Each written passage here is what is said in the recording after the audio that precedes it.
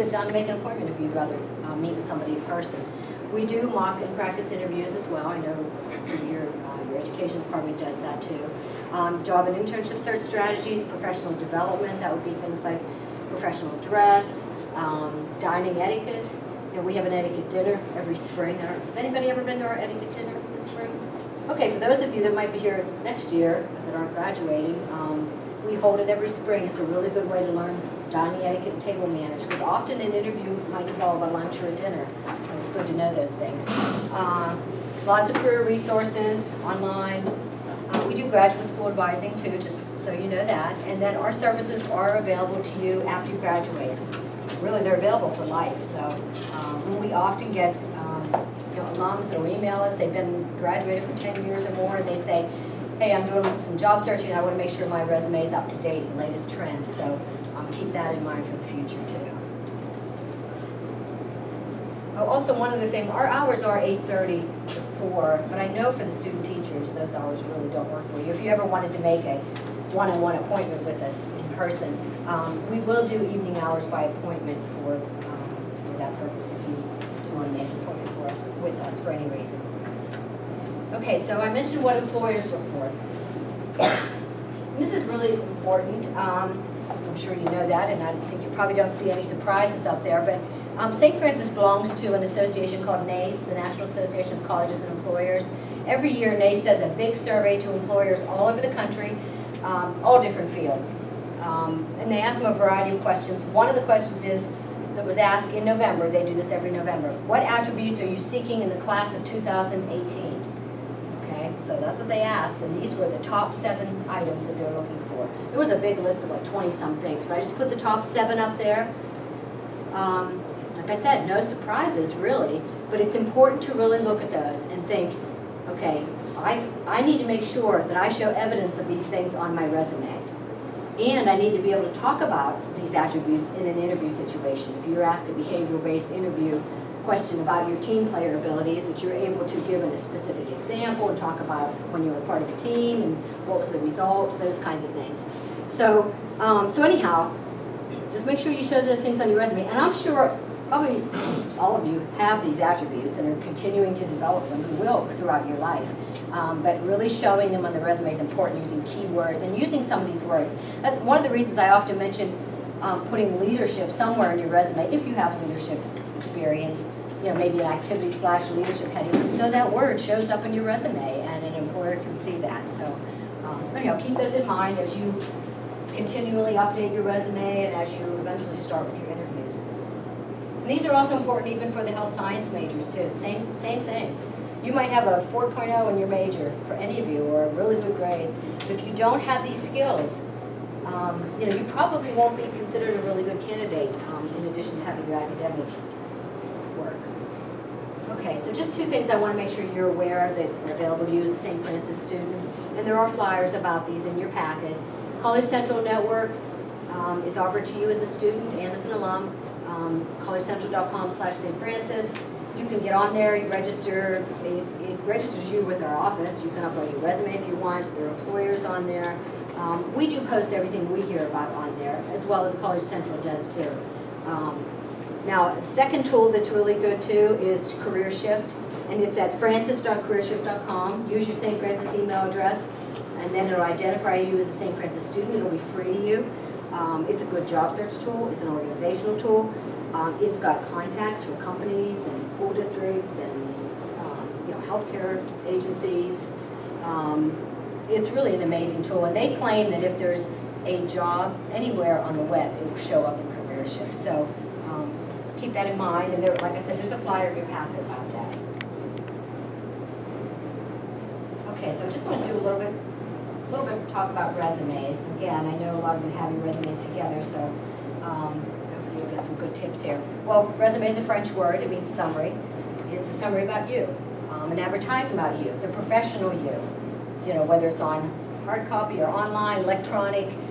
When you're writing that resume or updating it, as you will, you just need to put that marketing hat on because you need to sell yourself. And I think you know that, but sometimes people don't really think, hey, what did I do in my student teaching? What am I doing? I'm really describing it in detail. Or what did I do last summer in the internship I did, or whatever the case may be.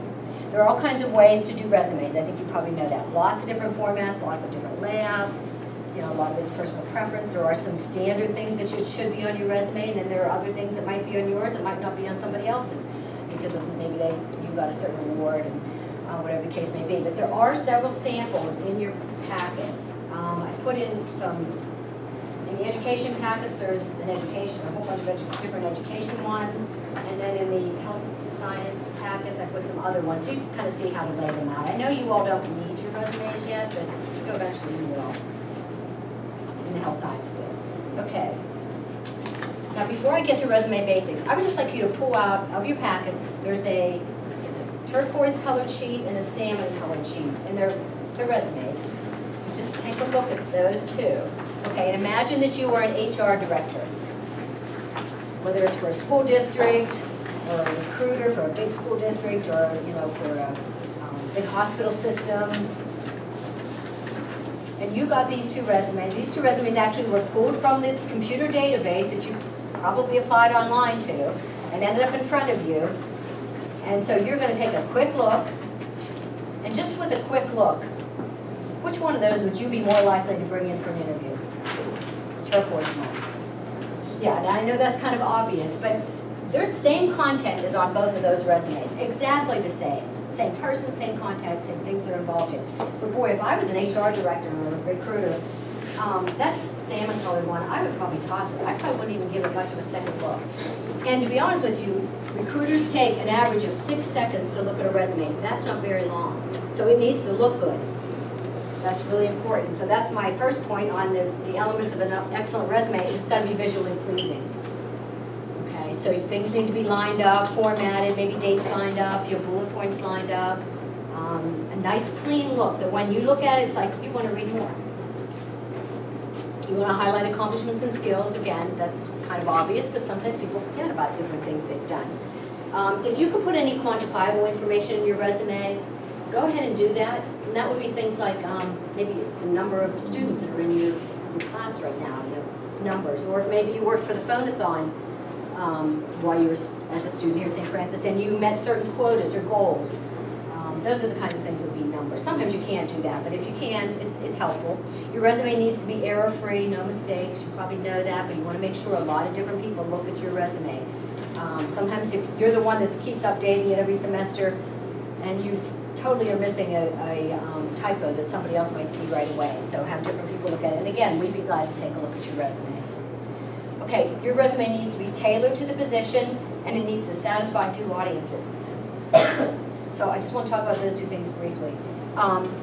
Whenever and you might know this already, but when you have your basic resume, but when you are applying to certain positions, whether they're teaching positions or eventually OT positions or whatever, you need to make sure you read the job description, which of course you will, but look for keywords in the job description. And those keywords need to be in your resume. And it's good to put them in some of the descriptions or bullet points or maybe in a summary or get them in your resume. And the reason has to do with that last point. Your resume needs to satisfy two audiences. When you apply online, which is pretty much the way everybody does nowadays, even if you went to the PERC job fair, and somebody saw about Prince William, you probably gave them your resume, but they told you to apply online too, right? Okay, so they have your resume, but you're going to apply online, and a vast majority of employers use applicant tracking systems. They're called ATSs. The ATS reads the resumes and sorts on the keywords. So you could be this awesome candidate that would be perfect for this job, but if you don't have the keywords in your resume, it'll never be pulled by that computer database, that applicant tracking system, and end up in front of a human being who's the second audience that's going to look at it, quickly look at it in 6 seconds and say, hey, yeah, let's bring them in for an interview. Okay, so those applicant tracking systems are really, really important. And I do want to go over a few points about those because they are so important. I don't think I even talked about this all that much last year. I know I did the year before that, but this is so, so prevalent nowadays. You want to use Word when you do your resume, okay? Don't use a template. If you have your resume, like maybe use a Microsoft Word template. Not even those we suggest you don't use because applicant tracking systems don't read templates. So if you have your resume a template, or if you have a template you like the way it's laid out, just have it in front of you, get into Word and type the resume in Word. You can still use, your samples as guides, or a template you might like, but do it in Word and do not put it in a PDF to apply, unless the application tells you to. Because in most cases, applicant tracking systems don't read PDFs. So, your resume would never get pulled. It's okay to use boldface and italics and lines in your resume, but you don't want to use any tables or text boxes or fancy fonts because the applicant tracking systems can't read them. Okay? Because sometimes people will put, or they used to put, a little table, like maybe their skills, and it's like 3 columns lined up, and it was in a hidden table. But the applicant tracking system wouldn't even be able to see that. Yes? Why are we using this system if we can't read all these things? Well, why are they using the system? It's just the way they're set up. I mean, I know. That's why we really try to get the word out of it, because you really don't know this unless you know this or you've read about it or told. Yes? So if I have my resume already like on a template, I should retype it all? I would. And then, there's a chance that, they have an applicant tracking system. It's in Word. But it's in Word. But it's on a template in Word. A Word template. Yeah. I still say, All of mine. I'm sorry. So what if you're sending it like directly to, like I just sent mine to the superintendent of a school? That's Okay. okay to leave it in Yeah, there? if That it's wasn't- directly to somebody and not going into some computer A database, system. Okay. yeah. And you can sometimes tell, like, if you're on, some of the school districts might not use them all that much, but I think a lot do, a lot of the bigger ones. Or if you're on Indeed and you see a job, something like that, or sometimes it'll say powered by Talio, or there's a number of different applicant tracking systems. You can tell that it is an applicant tracking system, so, yes. So I had heard that when you're putting your resume into a system like this, that you were always to put it in PDF so that it couldn't change anything. So is that the opposite of the truth? It is the opposite opposite. of the truth Yeah, unless it says in that particular upload in system. PDF format, I wouldn't do it, yeah. So PA educator, I just got on and filled out my whole thing, and Okay. at the very end of it, they ask you to Yeah, what do upload. You have to upload a PDF. Okay, It so in that only allows case, you to upload a PDF in PA educator. okay, so you really are gonna have to, just Like read, multiple which, files. Yeah, no, I'm yeah. glad you guys mentioned Like, that. I've applied for positions at Penn State before, Mhm. and my husband has as well. Like, it'll say PDF format. you're But right. he's also applied for positions with the federal government, and they have this tracking They system, do. and they'll, if people tell him about the job, they'll warn him and be like, make sure you put keywords in there, because it won't even, you might be super qualified, but it won't pick your resume out. Mhm. So you can't even get an interview if you're not picked out of that tracking system. So I would guess that a lot of the smaller school districts don't, but you never know. It's good to prepare. You could have multiple copies. If you want to use your Good. template, Yeah, then just make a blank, like make different formats of your resume too, just so you have options.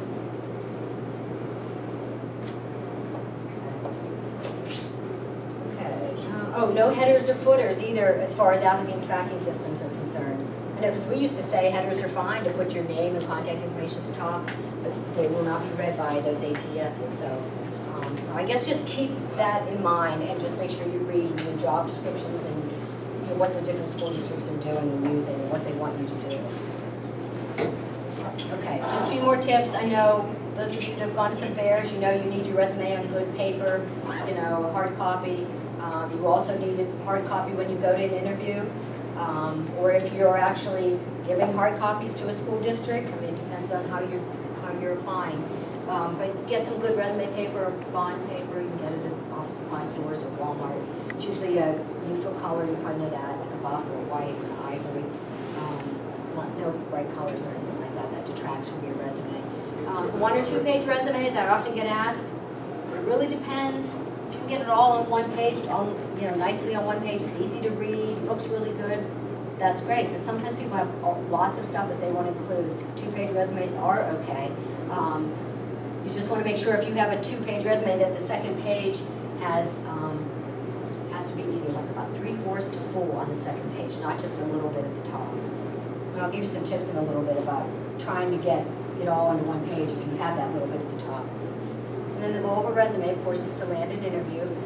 And I think most of you know this, but these are the things we suggest go on the top of your resume. You know, your name, address, phone number, email address. If you want to put a LinkedIn URL, and I'll mention LinkedIn in a minute, you can, you don't have to, or you know, your e-portfolio address or things like that. Sometimes people put them at the top of the resume. It's optional.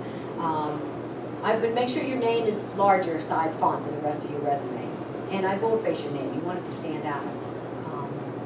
And the sample shows some different ways to do your contact information. I know a lot, the samples I've been seeing lately, they have the contact information horizontally. That saves a lot of space on a resume. And that has a nice clean look. But I still see some, you know, vertically or a combination kind of thing. The next section, this is optional. A summary, a profile, a career goal. You used to see objectives on resumes. They are out of style now, just so you know that, in the career world. So either you don't have to put anything, or you might want to put a summary or profile, career goal. And there are a couple samples of what that might look like on the samples in the packet. Of course, your education, we suggest is next as a student, which degree. Your expected graduation, May 2018, for those of you that are graduating. Your minor, if you have a concentration or anything like that, add that. You can put a QBA if you want, 3.5 out of 4.0. Any honors can be in this section, or they can be in their own section. Maybe you have honors and awards, enough things that you want to put its own section. Any special projects, study abroad, could go under education. Again, those could be in their own section, or in another section, an activity section or something. But one thing to note, and you probably know this too, but within headings, the general rule is to list items in reverse chronological order, okay? So whatever you're doing right now, your student teaching, that's first, and then whatever's after that. Although you could have more than one experience heading, we'll talk about that in a minute. But, and even for our health science majors, when you eventually get in the master's program, you're going to put that first. And then once you have your bachelor's degree, that would be listed second. So, okay. And then experience, like I have on here, one or more headings. It really depends. But of course, for the student teachers, you want either student teaching experience or teaching experience or whatever you want to call it. But that's where you're going to put that and put lots of description about what you're doing. For the health science, you're going to have a clinical experience section eventually. But then you might also have an employment experience that's, you know, different jobs you had. Maybe you worked at Dairy Queen for 4 summers in a row and you want to show that on your resume, or maybe you don't want to show that anymore. But you could have its own employment experience heading, and maybe work on campus as a work study or something like that, or a tutor, or you know, writing center. But when you do list experience, you know you want to put your employer, the name of the employer, the location, the city, state, the date range, duties, responsibilities, accomplishments in bullet points. No full sentences, no paragraphs on resumes. They take too long to read, and in 6 seconds, an employer doesn't have time to read a paragraph. So that's why bullet statements are recommended, because they're easy to read. You use an action verb to start out the bullet statement. There are some action verbs in your packet if you're having trouble thinking of some. And be very specific too. And then there's just some other, you know, relevant experience, additional experience, and there's all kinds of different ways to put experience. But definitely you want to have front and center your related experience in your field. And then other things you will want to list, we recommend, you know, to show you're a well-rounded student and that you have a lot of those attributes they're looking for. Activities are good to put, activities/leadership, whether it's Greek life, different clubs, student athlete. You know, if you are a student athlete or have been, put NCAA Division I, you know, men's tennis team or whatever it is, and put the date range that you did it. If you won any awards or won the NEC or something, make sure that's on there. Anybody's in SGA, SAO, those are good things to put, especially for the teachers, because you know, school districts like to see activities, because you may be able to, you know, be an advisor or something for that once you, you know, get hired by them.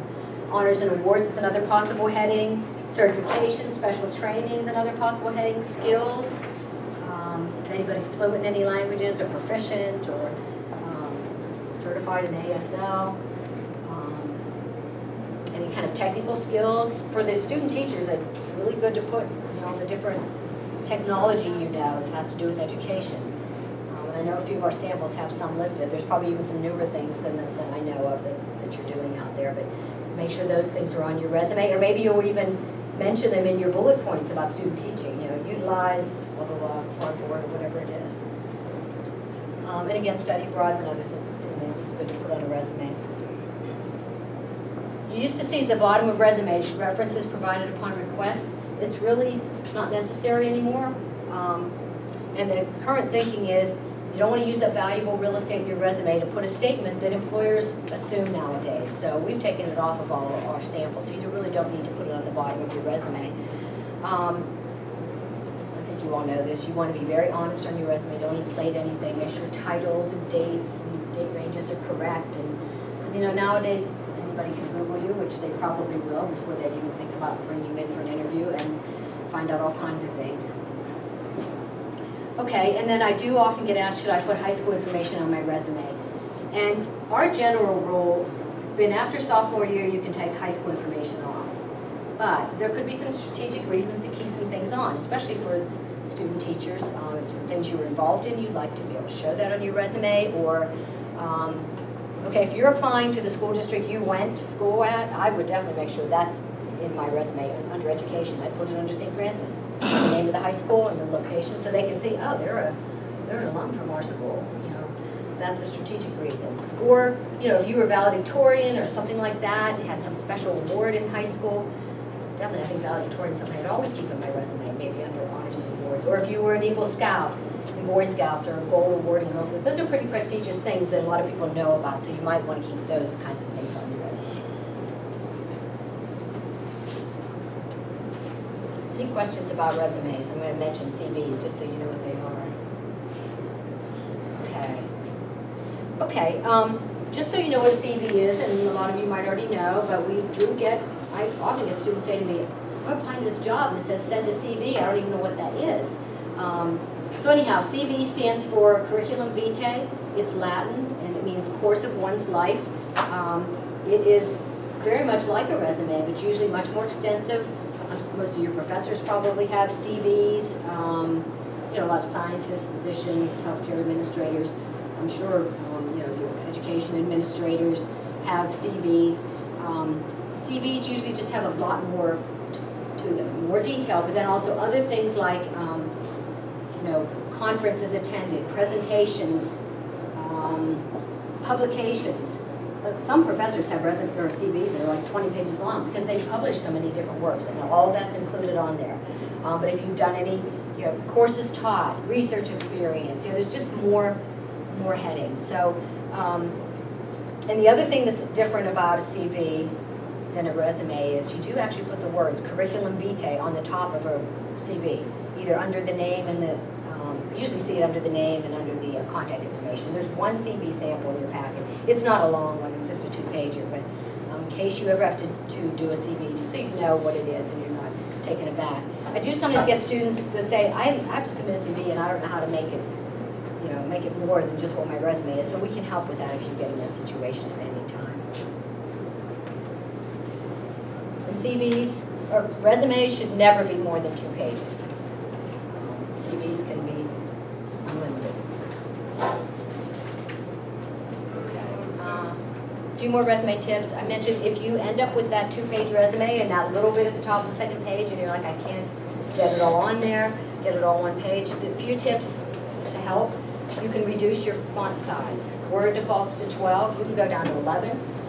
You can even go down to 10, but I'd go no smaller than that. It's too hard to read after that. But that's one strategy. Or you can make your margin smaller. Word defaults to 1 inch all the way around. So maybe you just need some room top and bottom, and a little bit on the sides. Maybe you go 0.5 top and bottom, and 0.8 on the sides, or something like that. So you can play with that. You can. Well, I already mentioned about your contact information could be horizontal. That saves space. You can combine some bullet points. Sometimes people will have like some really short bullet points where maybe they can combine it and save a line. Maybe all you need is to save 1 or 2 lines. You could do it that way too. So, if you have a 2-page resume, I know this is just a little minor thing, but if you are going to a job interview, so you're going to be taking hard copies, and you have a 2-page resume, you paper clip it, and you don't staple it, and you don't put it front and back. Okay, it's only on the front side. And the reason for the whole paperclip thing is so if it ever gets ripped apart, you don't have holes in both pages of your resume. And you do want to put your name on the top top left of a two-page resume, on the second page. Just, again, in case they get separated, your name is on there. And then LinkedIn, might have that next. That's your resume online, so let's just, any more resume, CV questions? Okay, I just want to mention LinkedIn. I don't know, a lot of you already have a LinkedIn profile. If you don't, I highly recommend you get one set up. It's your resume online. It's where you can build your professional network. It is a very good thing when somebody Googles you if you have a nice LinkedIn profile, because LinkedIn tends to rise to the top of a Google search, especially if you're on there occasionally. You know, maybe you invite people to connect with you, maybe you share an article. If you're a little bit active on it, it'll rise to the top. So that's good, because that's a professional you. But there is a flyer in your packet that kind of goes over the different parts of a LinkedIn profile. I mean, I can always pull one up. I didn't open one up yet, but you do put your picture on there. You don't put a picture in the resume, of course. I'm going to put a nice headshot. Put everything that's on your resume and more. I mean, it's unlimited what you can add to LinkedIn. Your education, activities, all of that. Any kind of special projects you can, you can embed links to portfolios or anything like that can be on LinkedIn. So, and employers do look on there. Recruiters look. I got on earlier and just looked at a school district like Denver School District, and there's like thousands of employees that work for that school district that are on LinkedIn, and you never know how that might connect you. This is the checklist. It could be a help for finding a job or making a connection. So besides getting all your information on there, and updated periodically too, just like you update your resume, but also connect with people. I'm sure those of you that have it, you probably are connected, but keep connecting, inviting people to connect with you. I invite you to invite me to connect with you. Just start typing in Beth McGregor, and it'll pop up, and invite me to connect, because then all my first connections become your second connections. That's how those circles grow and your network grows. And I know both myself and Kate in our office, and even we have a St. Francis University Career Services profile too. We're connected to lots of alumni, lots of recruiters, so it just will help you to even grow your network. So please invite us. Follow any school districts that you're interested in. You can follow our companies, hospital systems, whatever. That'll show up in your profile, show some interest there. Join any groups that are related to your field, and then not related to your field too. If anybody's in Greek life, I'm sure your fraternity or sorority has a profile, LinkedIn profile. If you join that, that's going to connect you with probably thousands of sisters and brothers all over the world, and you never know when a connection like that might be helpful. But also any kind of education groups or healthcare groups too. And you can search alumni on there. Alumni like to help St. Francis students. So if you're applying for a job in a school district, I'd get on LinkedIn and see if there's any St. Francis alumni that work there. They might be able to put in a good word for you. And you can search for jobs too, because it's also a job search tool. So that's LinkedIn. And if anybody has any questions about LinkedIn, please let me know. I know sometimes I have students that, I know you're all very savvy, internet-wise, more savvy than all of us, but sometimes people get their profile set up and then it's like, well, I don't know what to do with it now. So if you do want know a little bit more about it, we'd be glad to help you with that. Okay, so cover letters. Just want to mention a little bit about those. You pretty much always need a cover letter when you apply, unless for some reason it says don't send a cover letter, but it's another marketing tool, so put on that marketing hat when you write it, when you update it. It shouldn't be too long, 3 to 4 shorter paragraphs on one page. In your packet are some sample cover letters. I'll put kind of a variety in there, at least for the education major, and for a whole bunch of different ones, just so you can kind of get some idea of wording, layout. You use standard business letter format, you probably know that. It looks like that. Or even at the top, sometimes you don't even put the name, you just have your address, and everything should be left justified. Your address, the date, the business, the name of the person, if you have a name. If you don't, you can use Human Resources Director or Hiring Authority. The business address, space, the formal greeting, dear Mr. So-and-so, colon. And then the body of the letter. And like I said, 3 or 4 paragraphs, not too long. If they're big paragraphs, they probably won't get read. You never want to go on 2 pages, it will never get read. First paragraph, while you're writing what you're applying to, where you saw the job. whether it was on PA Educator or teachinginpa.com or one of those sites. And then the second paragraph is sort of like the sales paragraph, where you're relating how you're a fit for their position. They want to know how you're going to help them, you know, so you want to convince them and you know, use some of the keywords in that paragraph. And then the third or fourth paragraph will be the call to action, where you're actually asking for an interview. And you can put your email address and your phone number in there too, so just to make it a little bit easier for them. And then a space, and then the closing, sincerely, comma, and then some spaces, and then your name written out. If you're actually doing a hard copy, you do want to make sure you put a signature in there. There are different types of cover letters, and I did try to include a few different types in this packet. Response to an ad, you know, an online ad, or a cold letter. Maybe you're moving to San Diego and you want to work for the San Diego School District, but you've looked and you don't see any positions listed right now.